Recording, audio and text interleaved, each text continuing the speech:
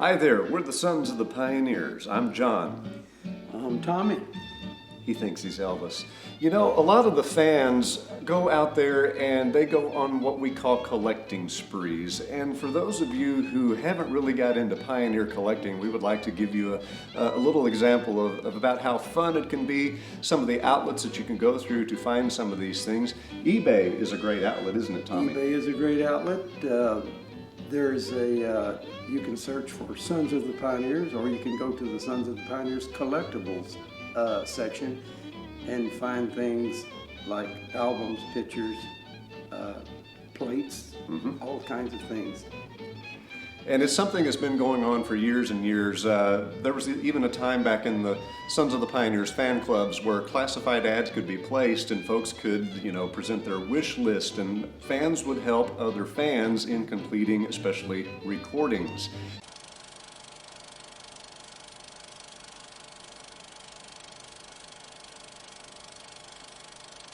There was one particular LP that we were hunting for, and we'd been hunting for years trying to get our hands on it to complete our Pioneer LP collections. That album was the RCA release Westward Ho that came out in 1961. Only a few copies were pressed, and when I say few, I'm talking like perhaps maybe 500.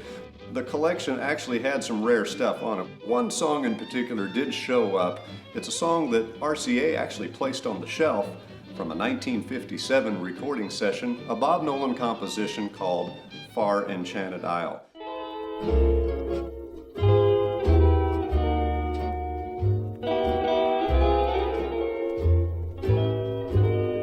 Let my ship on a silver wave go rolling to the shores of that far enchanted isle. Tommy and I knew we had to have that song to complete our collection of Pioneer commercial recordings. The Westward Ho album had that particular cut.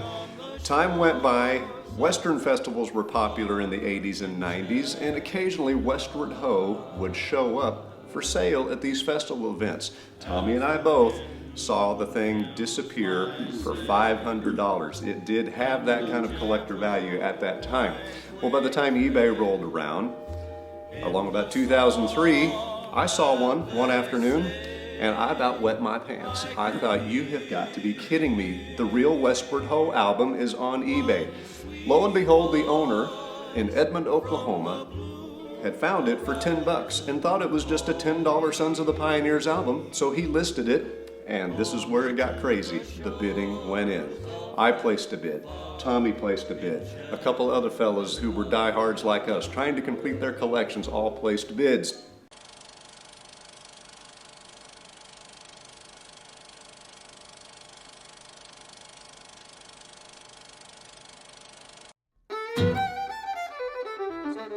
It got down to the end of the line, and the bids were now way over $100 and still climbing.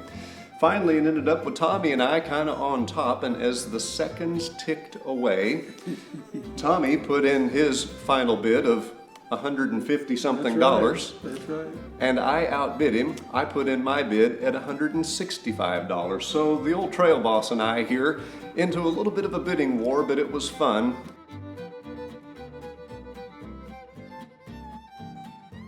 After I realized that I had outbid the Tommy Nallie, I gave him a phone call the next morning expressing my apologies for the situation, but I warned him, hey, hang on, I'm sure another one of these will show up down the line, and it's yours if you ever see another one.